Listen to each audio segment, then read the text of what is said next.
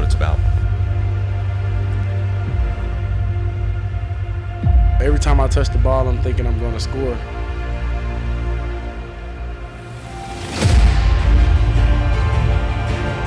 And this is our chance to write our part of the story.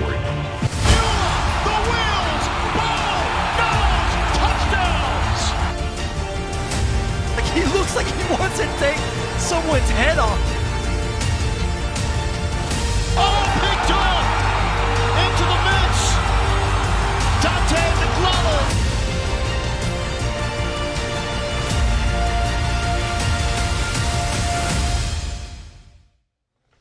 Happy homecoming. It's been 114 years since Chester Brewer invited the alumni to come back to Columbia, Missouri against KU all the way back in 1911, and we're still celebrating it here today, right here on the Tiger Kickoff Show. I'm Jacob Siciliano, joined by the wonderful Columbia, Missourian beat reporters in Quentin Corpiel, Zach Sweet, and Chase Jeems.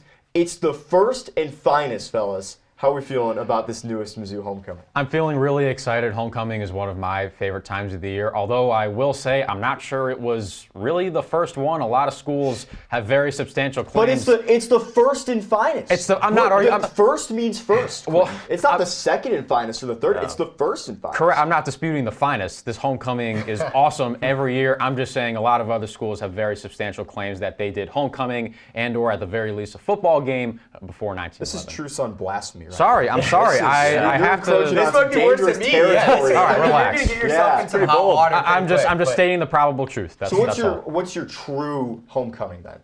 What's my true homecoming? Yes. Northern Illinois in 1903. They invited alumni to come back and play a football game against the current team. Eat some corn. He's a history minor for a reason. Just let him be. Yeah, he's good with that. But I'll let it rest. If there's one thing he knows, it's history. But what I can speak to, I don't know much about the history of homecoming, other than the fact that I got here 3 and a half years ago, I guess.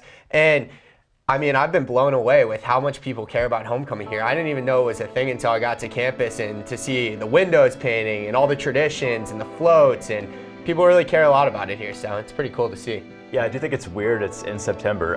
Do you remember, has this ever happened? Yeah, in the 1970s, they played Arizona State in late September, but this is the earliest on the calendar it's ever been in the 114 years they've been playing this. So it does feel a little early, and UMass being the opponent, it's not a big opponent, but it's still homecoming. Everybody's excited about it, and I'm looking forward to it. There have been some big moments in homecoming. What's your favorite Mizzou homecoming moment from history? Oh, from history, it's got to be 2010 when College Game Day came here for the first and only time. That day has been documented so well and so much, and because Mizzou beat Oklahoma, who was ranked number 1 at the time, 36-27. It was a great day in Columbia, not just a game. Yeah, I mean, he stole my answer. It's an obvious answer, but it's really the most historic moment in Missouri, outside of that Kansas game, and I mean, there's a couple others, but definitely that is among the greatest Missouri football moments, and the fact that it happened on homecoming, super cool. We're students, Chase, right? So can we even celebrate homecoming since we haven't even left yet? Yeah, I don't know. It's kind of weird. I like to celebrate it. I know, especially with people that have already graduated, when they come back, I feel like it's more of their day. But I still think we could celebrate and enjoy just the festivities that come with it. I know Quentin might not agree with this, but the victors write history, and here's our version of history of Missouri's homecoming. You can see the overall record. We're looking pretty good for a record on homecoming. And then again, 1911, Chester Brewer, the first one, Quentin, to invite the people back for homecoming. Eloise says it's disputed. And then again, we talked about it, 2010, ESPN's College Game Day, coming to Como for the first time. What else sticks out to you guys on this list? Well, I'm also looking at the year 1983. That was a rough year to have anything historic happen because that was the start of a very long bowl drought for Mizzou football that wouldn't be broken until 1997. What about 1918, where it was canceled due to, I don't know, world war and the flu? That's pretty crazy. Pretty tough to play football games when most of your team is overseas and or sick. Yeah, that's wild. Yeah. 1983, the start of the homecoming blood drive. We give blood this Chase? I did not give blood. I'm sorry. I did not do it this year, but I have done it once. Chase, you're evil. Hey, man. Did you? Yeah, I've given blood every single year. You know, you're a better more You didn't give blood? philanthropic man than I. I've gave blood 2 years ago, like Chase, but Yeah. last couple of years I've avoided it. I did not have a wonderful experience doing it. And I'm just not great with needles and Yeah, and I mean, stuff, me so. neither, but I still do it because it's giving blood. It's a good thing to do, you know? Well done. Well done. I'm Proud proud of of you. you. Hopefully, you're saving lives and you're staying conscious, because Lord knows I've fainted giving blood before. Not fun. But why does this mean to people so much? Why does homecoming have this sort of connotation, especially with the University of Missouri? Yeah, everywhere it gives people an opportunity to get reminded of why they loved the university they attended so much. Like, I know when I graduate, when I hopefully come back here, I am going to remember all the great times I had, all the great people I met, all the great places I went. Homecoming gives you that opportunity, and I just see so many families, so many people donning black and gold proudly. It makes me really happy, especially coming from out of state and not knowing what this meant to this town beforehand. Yeah, I mean, I can preach to that out-of-state thing, but there's just so much pride within the Missouri community. Like, everyone who graduates here, they like to come back and they like to see that the town is still thriving. They like to see the campus. They like to see the football team performing. And, I mean, I can speak to the football games itself. They've all been sellouts since I've been here on homecoming, which is super cool to see. Yeah, I think as far as parades, like, I'm not sure if any college has a better one. I went the first 2 years. I didn't go last year, but I'm making it a point this year to go since it's senior year. I know at sophomore year, we actually were in the parade. Yes, for yes, the we man were. eater. That was fun. That was a good time. Yeah, I enjoyed that a lot. I'm not going to be in it this year, but I'll watch. Everyone, when they come to, they want to see a win. And Missouri's got a team that might see a lot of homecomings because they're sadly ranked pretty low in the FBS in terms of quality of opponents. No place like home because everybody wants homecoming against the University of Massachusetts and UMass. Homecoming for the University of Missouri, Kent State, and Central Michigan this year. Guys, let's talk about the Minutemen for a second. The Tigers went to UMass last year. It's a home and home. They hold out their end of the bargain this year. What are the Tigers in store from the boys out east? Probably something similar to what happened last year in Amherst and what took place this year against Central Arkansas and Louisiana. I think if the game is competitive, even late in the second quarter, I'm not even willing to say the second half, something has gone seriously wrong because I think Mizzou is better than UMass in every facet of the game. I can't think of one even minor facet that UMass has the upper hand in. Yeah, the unfortunate reality of homecoming this year is it falls against UMass, and it's going to be a severely uncompetitive football game. Like Quentin said, if this game is competitive in the second quarter, something has gone horribly wrong. UMass has been banged up. They're really injured. Their secondary, 3 starters from their secondary injured. There are 2 other starters on their defense hurt. They're on their 3rd quarterback, A.J. Harrison. They haven't completed a passing touchdown this year. I feel like I'm piling on right now, guys, but they haven't completed a passing touchdown. 0 for 94 on passing attempts, completing a passing touchdown, the worst in FBS. If this game's competitive, something has gone horribly wrong. You sound like Drinkwitz talking about his defense after that game against South Carolina. Drinkwitz would never say any of this. Keeps going with the negatives. One thing Drinkwitz would say, though, is that he's got to be 1-0. The Tigers lost to Middle Tennessee State on homecoming. 2016 was the last time that they dropped a game on homecoming. You still got to play the football game, right? You still got to execute. Yeah, you still have to execute out there, and Drinkwitz would like to see his first-team unit just dominate. But if this game resembles anything close to 2016, I would be stunned. Missouri is a lot better right now than they were in 2016, and if this game is close, it's not good. Okay, so the wins and losses obviously do matter, but is there anything more tangible that we get out of this expecting the Tigers to roll through the Minutemen? I mean, there's not much you can really take away from this. I know we want to see the secondary improve, and Drinkwitz has talked a lot about that, but I think when you're playing this UMass offense, I mean, they had a starter, Brandon Rose, who got hurt, then they put in Grant Jordan, and then now they got the freshman playing. He's got a strong arm, but it's still the 3rd choice on that team. So I don't think there's going to be a whole lot, for Mizzou to really show here, but at least at the bare minimum, you get some confidence back for that unit and use that in a much bigger game in 2 weeks. What about for you, Quinn? What can you take away from this outside of Missouri picking up another win? Depth. Us seeing the depth of this team, I think that's a marker of teams who are playing important games late in the season. We saw it against Central Arkansas. We saw it against Louisiana. Once the backups went in the game, there wasn't really that much of a drop-off in production. We saw an 83-yard pick six from Dante McClellan. We saw Marquise Davis, the running back, go over 100 yards and a touchdown in the second half of that Louisiana game. And so attrition is going to hit Mizzou. It already has this year. And when those guys are asked to step up, these kinds of games are going to be so vital when they have to step up inevitably against, who knows, maybe an Alabama or a Vanderbilt. They're going to be thankful that they've got those reps against UMass and Central Arkansas and such. Alabama and Vanderbilt in the same group in the yeah, year 2025. that's That's what we've come. No, 100%. Yeah. I'm not disputing it. It's just funny to say out loud, but Yes, it's true. I It really agree. is true. Vanderbilt is legit. We'll be talking about the backups that Quentin mentioned in just a minute. Not about Vandy, but let's hear what Drinkwitz has to say about the improvements coming across from his defense. The main thing is bad eyes in our zone coverage.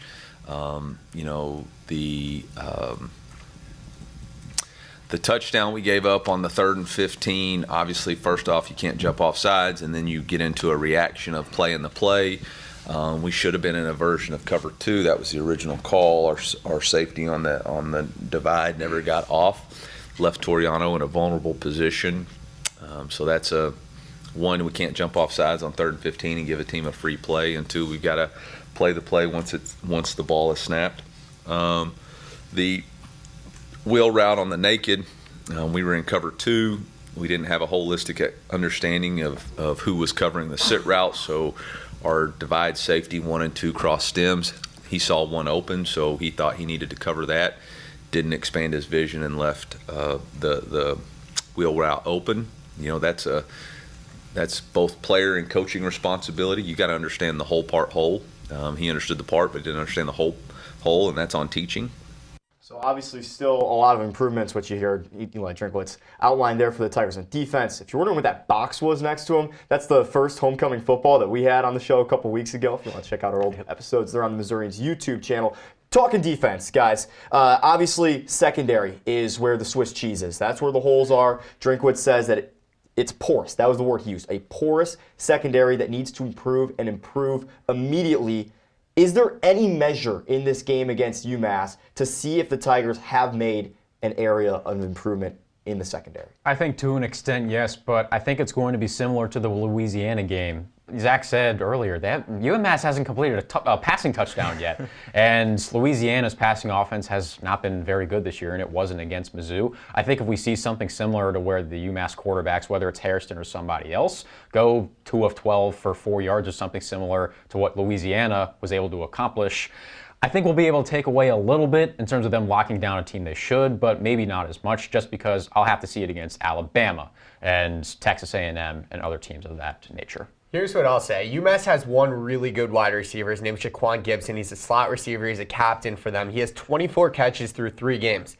The issue is I don't know how much you're going to be able to take away because Missouri's front seven seems to get pressure every single play, and especially against an inferior offensive line like UMass. I'm expecting a guy like Damon Wilson to be in the backfield almost every play. Zion Young is going to dominate the edge. Josiah Trotter is going to be flying in from the middle. I mean, it's just going to be hard to take much away. But I will say Dre Norwood, Missouri's first cornerback, got banged up last week. Nobody really knows his status. I wouldn't be shocked if they keep him out of the game, but if he does play, it'll definitely be in a limited capacity. So I'm excited to see how Stephen Hall looks in increased snaps. I'm excited to see how Toriano Pride looks. More interested than excited, but interested to see how Toriano Pride looks. And then Nicholas Deloach, a younger guy who has seen action over the last 2 years. Let's see how he looks if they get targets. If UMass is able to get the ball out, that's the biggest if, though. Yeah, this will come into play. I might take it to the grave, but I think the front seven is just going to put so much pressure on this O-line. They're going to have a field day. I think with the secondary, the biggest thing they can work on is the communication. I think this is a good opportunity to fix that problem. It's not an SEC, South Carolina environment. So as long as they can nail that down, I think that's probably going to be their biggest takeaway from this game. And the defense will continue to hope to fix those issues. But defenses across the nation have had issues with this guy, Ahmad Hardy. Teams are really scared. They're more scared of our running game more than anything. If you see me on the sideline or see me running the route or blocking for him, I'm talking to the defender begging me to if someone gonna tackle him or not. So it's just funny to think about that. I go to block him, and like I'm blocking him the whole time, and then after doing the play, like Ahmad will have the ball, they like, oh my God, can someone please tackle him? Someone tackle him, please. So it's funny. I'm just sitting there thinking like, nah, you're not tackling him. Marquise Johnson is a national treasure. The fact that he comes out and he's saying, yeah, I'm blocking this guy. We're talking smack. It's like, you cannot tackle Hardy. Nobody wants to tackle the guy. He's special. We just established this. Where do we think Hardy's usage is going to be? Is there going to be a place in time where Missouri says, we want this many yards out of Hardy as he pursues records? Or is it going to be, certainly, we're up 30 at halftime, let's get our guy out of the game and keep him healthy? I think it'll depend on how he performs early. We saw in the Louisiana game, he was racking up yards quickly, and I think him getting not only to 200, but surpassing his career high. He had reached 200 twice before at Louisiana Monroe. I think that was something that he wanted to accomplish. The team probably wanted him to accomplish. And I just think that if he is near there, I think they're going to keep him in the game for a little bit in the second quarter, if it is something similar to the Louisiana game. Yeah, I mean, he's on pace to break records right now. I know he's all this, but you got to keep him healthy. You got to balance that. I feel like Drinkwitz knows that what's more important than individual accolades is team success, and he wants to see wins. He wants to keep Ahmad Hardy healthy. He knows how valuable he is to the team in the long run. And in a game like UMass, I just don't expect to see Hardy in the second half. I think that's where his limit cuts off. I think it'll probably be halftime. But I will also say it's definitely going to be dependent on the game. If for some reason it is closer than it should be, I'd expect to see him out there definitely. But if this game goes the way we're all expecting it to go, I'd expect Hardy to be out by halftime. Yeah, I agree with you. I think he's only going to play the first half. I do think the bye week being next week does help his case to play more, but you still give him 2 weeks to rest before Bam. I think that's the most important thing here. And you have a lot of guys that can get reps for this game, like Jamal Roberts get more, Marquise Davis get more. So I don't think Hardy needs to play much more than the first half. Yeah, this Tigers running back room has been great. It's been almost surgical. Tyson Ellison is essentially our surgeon when it comes to Missouri football. Former Missouri football player, Cotton Bowl winning champion. He's got the full breakdown in reverse of history in Sideline Study Hall.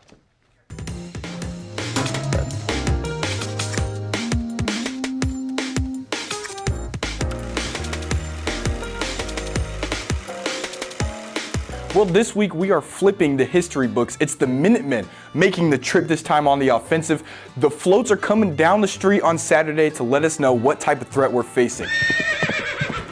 1 if by air, 2 if by sea, probably 56 will be lit up if this team plays the same way they did against Iowa. I mean, they are the Minutemen in any sense of the word. They don't have a defense against aerial attacks. It didn't exist yet. So here you'll see the play action pass.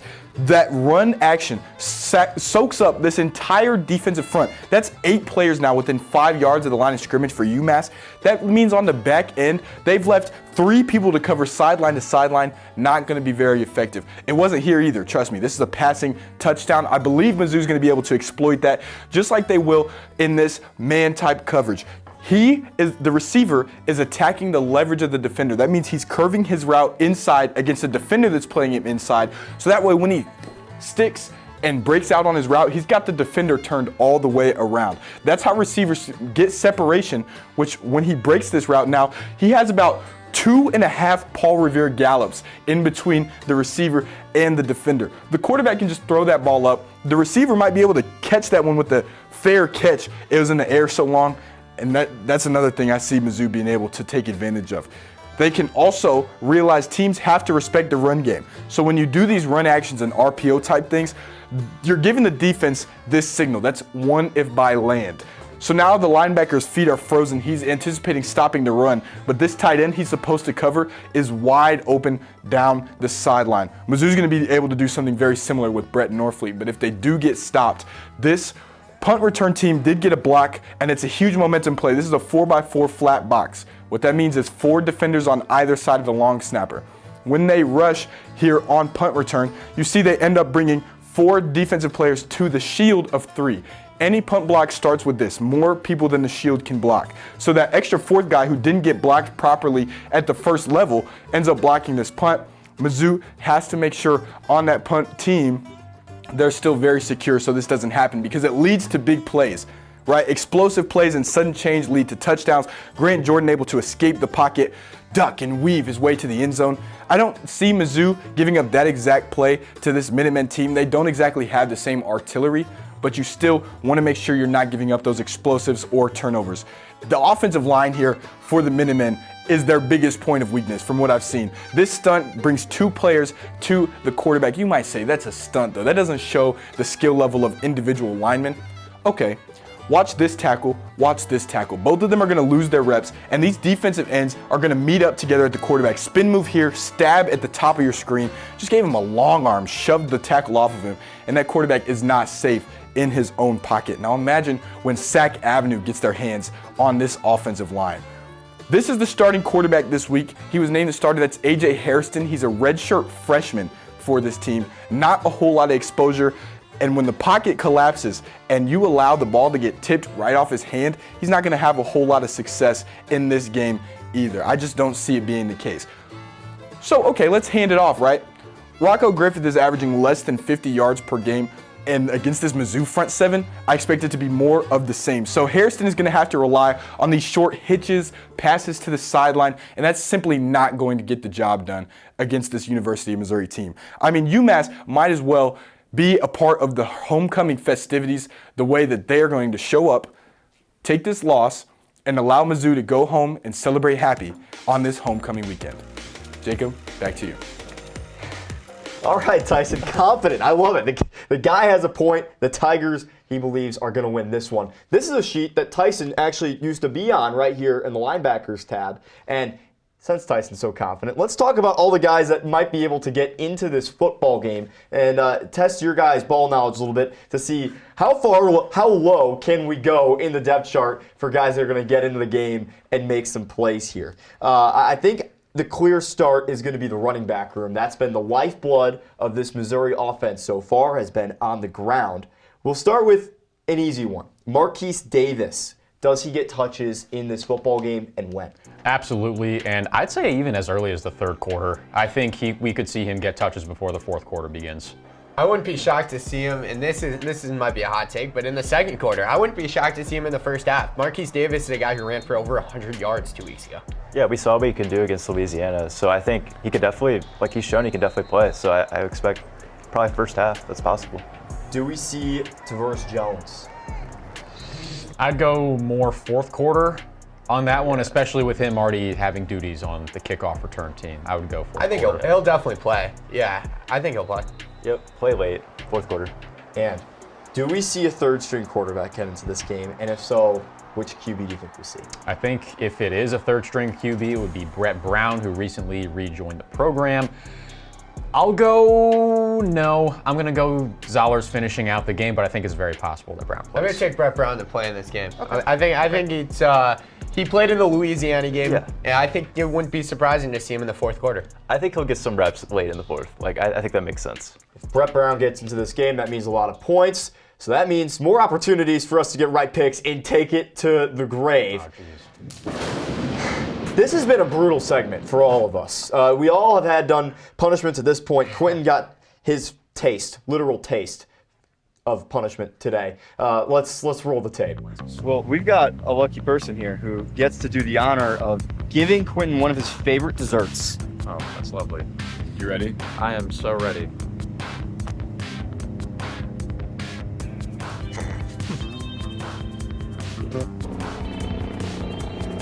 Should run after this. You got the sweet. Now it's time for the spicy. We've done this one before, but guess what? This isn't gonna compare to Grandma's cooking. We got a dynamic duo right here. One shoving peppers in their face. All right, let's flip to the real pepper then. Is that even a jalapeno? I guess it wasn't that hot. Your face is not lying, bro. You got tears. That was not a hot pepper. That was terrible. What's my punishment? You know, most people didn't know what t-shirt toss was. We're gonna give you some manual labor. All right. Well, y'all want shirts? Sure. Okay. Oh, do we have any, do we need to follow the Instagram or no? Can I get cleaned off? I can't really see or... Yes! Get your Tiger merch! All right, I'm a little cleaner now. I think we should be done.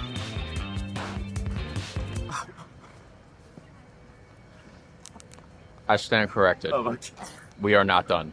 Quinn, I'm glad you look clean now. You cleaned up real nicely today from all of that. Thank you. Thank you very much. Yeah, I was only anticipating using any sort of shaving anything on here and not all of here. But I learned my lesson, and I think I might be even more tame on my take to the great prediction. I'm glad you decided not to shave it all off. Chase got it easy with the T-shirts. Yeah. I mean, I was just doing manual labor. It was fine. We put him to work to spread the word, and I'm sitting here in a 4,000 exam with capsaicin cramps. But you know what? I think it went well. Good things happening, you know what? And I got to study, so hopefully we get to study on our picks here and get a couple right. What happened? Yeah, what happened to you guys? What do you mean what happened to us? Of course you don't know. All right. Quentin, let's hear yours. All right. Mizzou has been fantastic this season at running the ball on offense and stopping the run on defense. UMass has not been very good at running the ball or stopping the run. I'm going to take a gap in at least 150 rushing yards between the totals for Mizzou and UMass on Saturday. I like that take, and I like the way he's going with the running game. I think Missouri's rushing offense is going to dominate on Saturday. So I'm going to go with 3 rushing touchdowns by Missouri in the game. I think there's going to be a lot of points, a lot of opportunities for a lot of opportunities across the board through the depth chart. So I'm going to go 3 rushing touchdowns for Missouri. We've talked about that UMass offensive line. I think the front seven is going to put a lot of pressure on them. I think the Mizzou defense can get over 2 sacks in this game. You know, now I know why you got your pick right last week, because I think Grandma Siciliano could have made that one. I'll take Marquise Davis rushing touchdown. I think Young Buck going to get into the game late, and that will be a little more spicy. Like what does Grandma Siciliano know about the Grandma Siciliano knows spice. That's what she knows. She knows how to make some good food. All right, let's check out the matchups this week in the SEC after we finish up Take It to the Grave, which we all love so much dealing here at the Tiger Kickoff Show.